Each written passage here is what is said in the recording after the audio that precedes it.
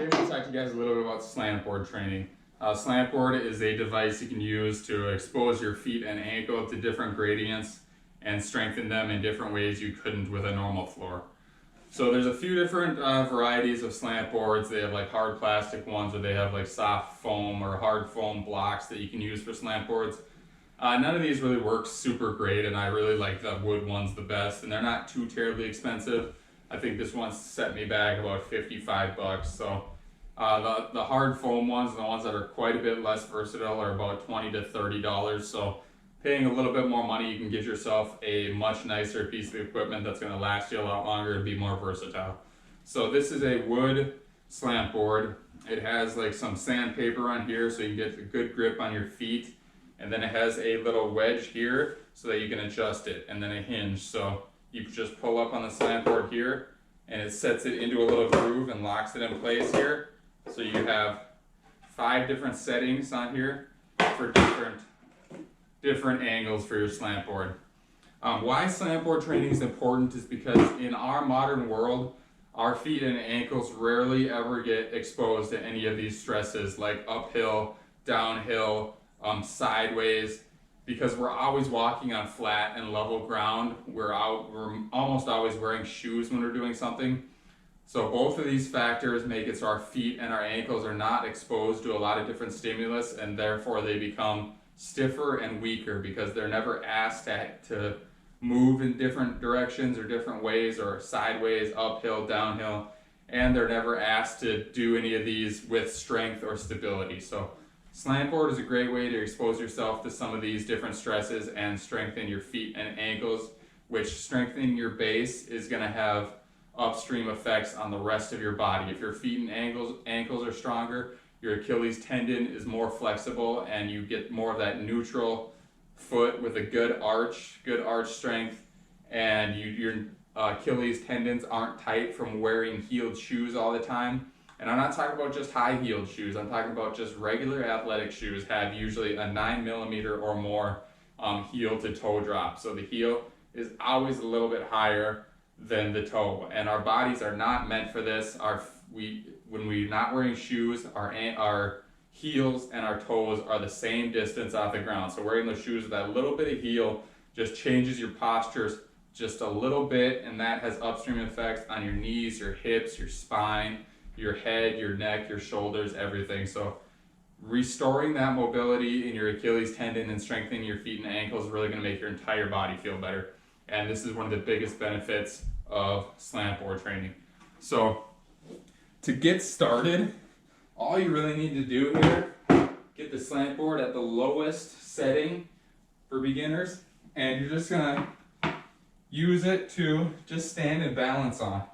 Stand and balance right here. Straight legs, stretch your gastrocnemius calf muscle. Bent legs will stretch the soleus muscle a little bit more, the 2 different calf muscles.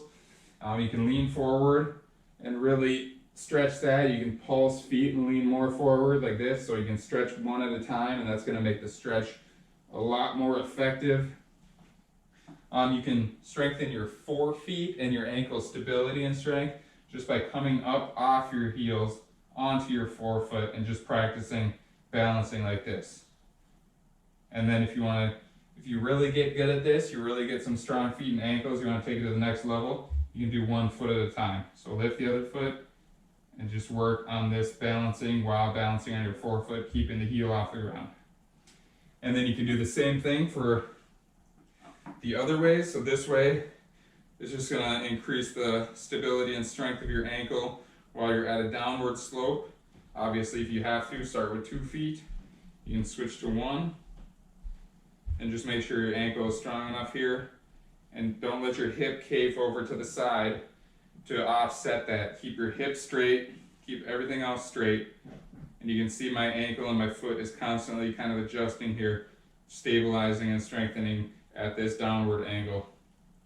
You can switch to the other foot, and then this foot is going to have a different stress placed on it right now. So now this one wants to cave in this way, and I'm not going to cave my hips in here. I'm not going to shift them out here for better balance. I'm going to keep everything straight and just work on that ankle mobility and strength in this this downward angle here. And then you can do the same thing here. Come up onto your forefoot, lift the heel off the ground, and balance this way. This really takes it to the next level. And it's quite hard to balance this way. But the more you do it, the more you get used to it, the stronger your feet get, the stronger your ankles get. And then you can also go downhill. So this is just putting a different stress on it again. And all of these different positions have benefits. So the feet facing this way is one stress to the body. Foot facing this way is another stress. Facing downward is another stress. And facing this way is another stress.